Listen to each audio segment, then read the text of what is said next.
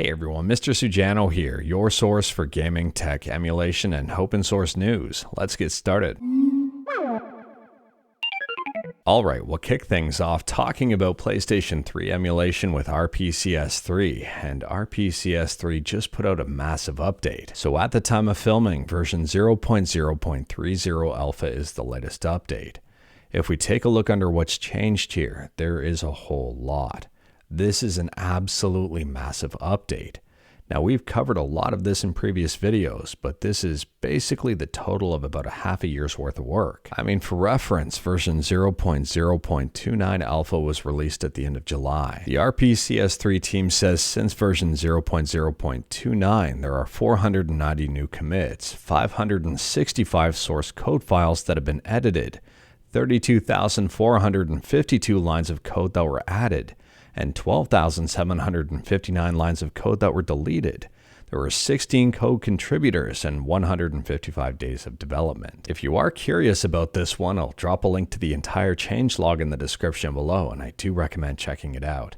If I were to go over every single line item here, we would be here for quite a long time. At a high level, there's a bunch of bug fixes. There's optimizations, there's performance improvements, and even more. For example, save states are a lot smaller than they used to be, and they implemented the RAM ventilation system.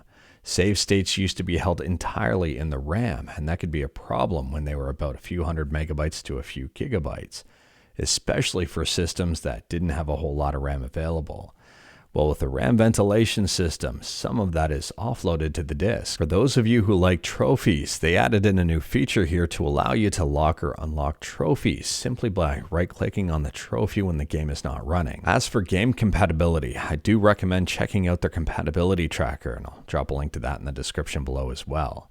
They've tested out more games here, and playable has increased from 2457 to 2504. 2023 was an amazing year for RPCS3. The developers worked extremely hard, accomplished quite a bit, and RPCS3 is in a very good state. I can't wait to see what they do in 2024. Next up, we're talking about Windows emulation on Android with Winlator, and my eyes might be deceiving me, but it appears that Winlator is now open source. I could be wrong here, but it seems there's a lot more available than there was before, and if so, this is a very big step forward for Winlator. And fun fact, and correct me if I'm wrong here, but Winlator appears to be largely written in Java. On top of that, I don't know if I showed this one before, but Winlator also has its own website. It's winlator.org. Moving on, and we're talking about Steam, and this might be a little controversial, but Steam is dropping support for Windows 7, Windows 8, and Windows 8.1. So basically, as of January 1st, which was a couple days ago, if you're on Windows 7, 8, or 8.1, you're no longer going to receive Steam updates.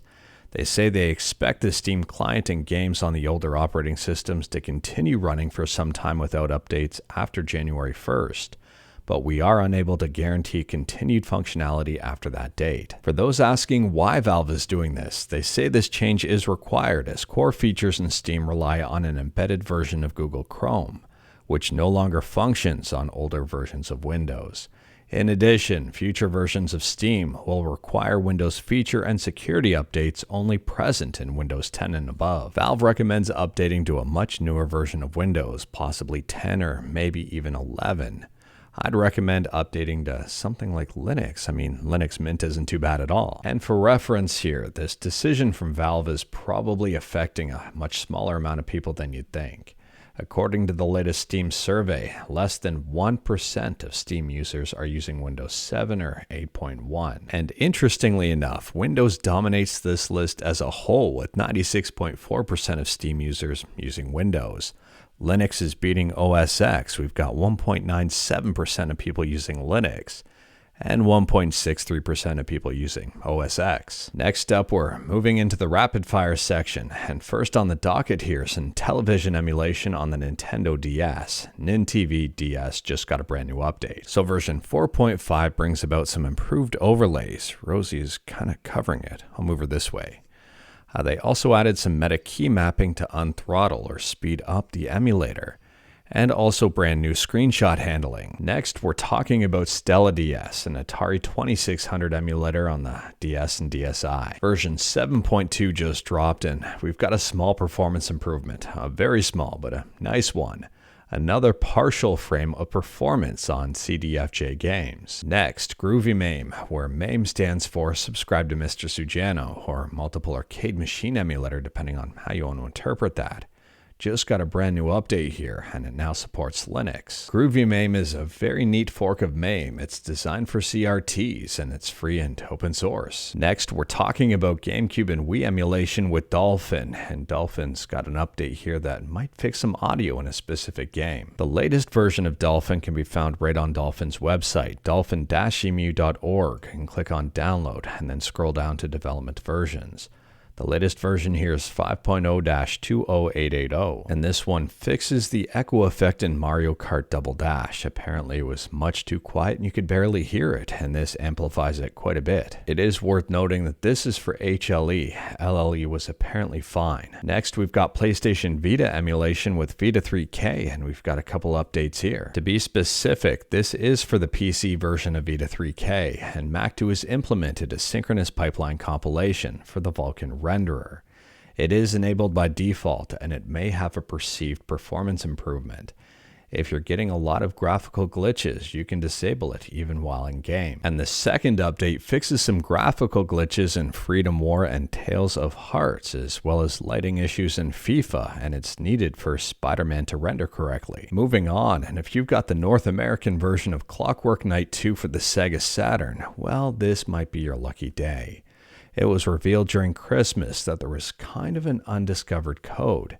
You press up, down, left, down, right, up, LR, and it unlocks Clockwork Night 1, 2 games baked into one. And speaking about Sega Saturn, it appears that the Japanese-only Castlevania Dracula X has been fully translated to English and also enhanced. This version works with the 4 MB expansion pack. They've fixed graphical glitches, they've added in a hard mode, and you can skip cutscenes and even more. Next, this game has been known for a while, but there's an open world Star Wars game being made by Ubisoft called Star Wars Outlaws. And right on the Disney website, they say it's slated for a 2024 release. Unfortunately, I don't have a specific date for you. And speaking about Ubisoft, I've talked about this game in a few videos before, and I was excited about it. Prince of Persia: The Lost Crown. I like the artwork style, the 2.5D. I like the side-scrolling gameplay. I like the overall direction here. However, I'm using past tense, liked, and was excited.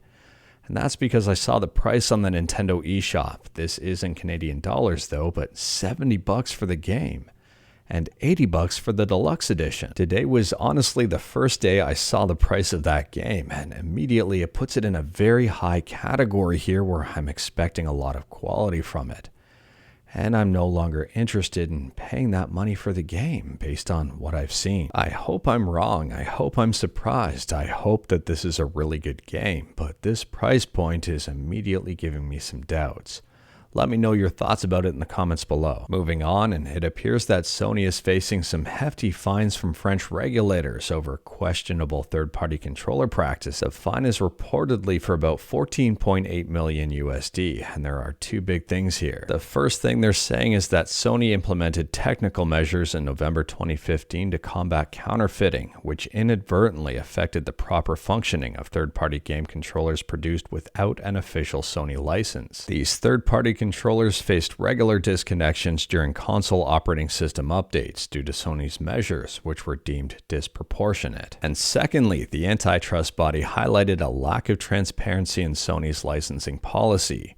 Rival companies were reportedly impeded from joining the licensing program, with access only granted through Sony's partnership program. At a high level here, it seemed like Sony was trying to make third-party unlicensed controllers unusable, or at least a serious disadvantage, and then making it extremely hard and confusing to actually get licensed. Moving on, and if you've been paying attention to the highly talked about Nintendo Switch Flash cart, the Make Switch cart, Modern Vintage Gamer just put out a very interesting video. I don't want to say conspiracy, but its title is Team Xecuter behind the Nintendo Switch MIG flashcard. I'll drop a link to it in the description below. Now, without spoiling anything, MVG reveals some behind-the-scenes information that may link Gary Bowser to the whole operation.